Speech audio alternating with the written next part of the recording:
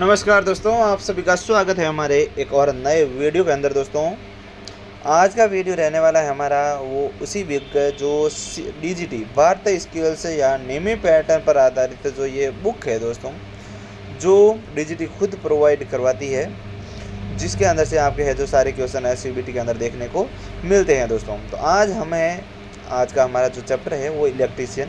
मैं बात करता हूँ इलेक्ट्रीशियन सेकेंड ईयर, जो ये सेकेंड ईयर के स्टूडेंट है उनका जो उनकी जो एक बुक होती है, सब्जेक्ट होता है वर्कशॉप कैलकुलेशन। कौन सा होता है? Workshop calculation. उसके अंदर का जो फर्स्ट चैप्टर है घर्षण, कौन सा है? घर्षण चैप्टर है।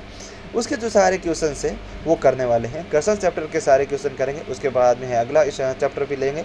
तो ऐसे ही सारे चैप्टर आपको हमारे इससे एमएसक्यू टाइप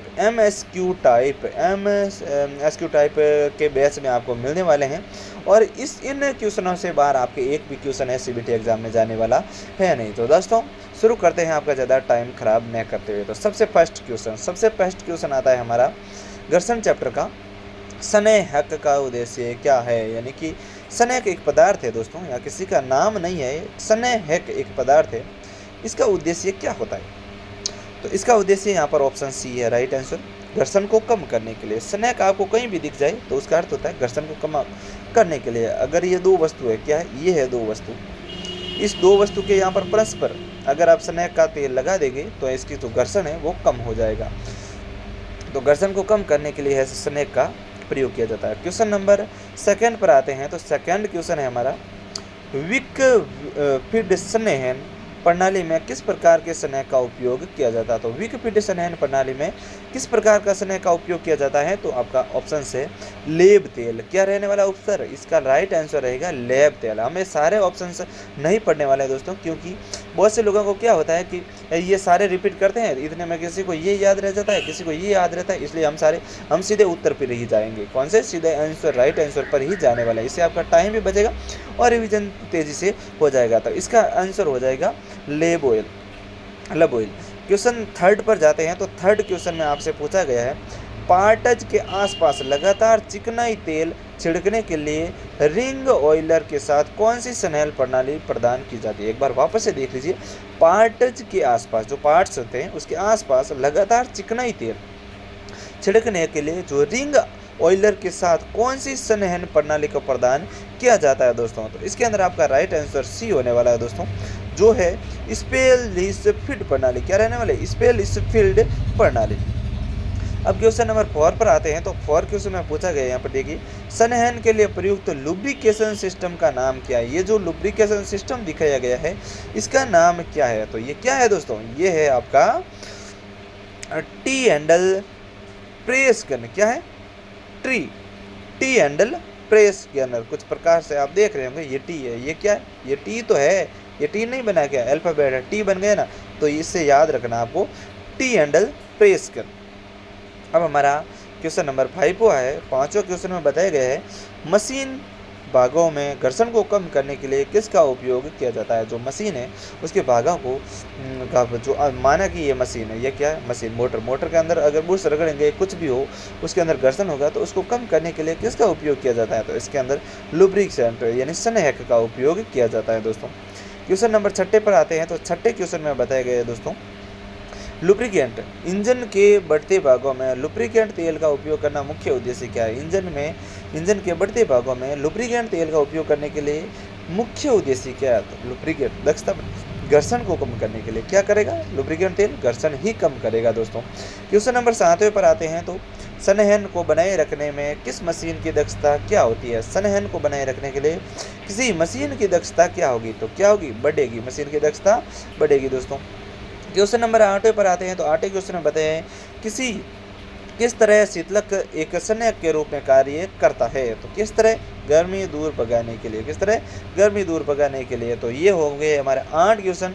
अब हमारा 9वां क्वेश्चन है। 9वां क्वेश्चन के अंदर बताया गया है दोस्तों घर्षण तथा उष्मा को कम करने के लिए मशीन में क्या प्रयोग किया जाता है? घर्षण तथा ऊष्मा कम करने के लिए जो मशीन है उसके अंदर क्या प्रयोग किया जाता है, तो उसके अंदर उपयुक्त सभी ग्रीस भी लगाया जाता है, जैसा कि आप सभी को पता है। तेल का भी प्रयोग करते हैं और लुब्रिकेंट क्या है, स्नेहक का भी प्रयोग करते हैं दोस्तों। क्वेश्चन नंबर 10 पर आते हैं।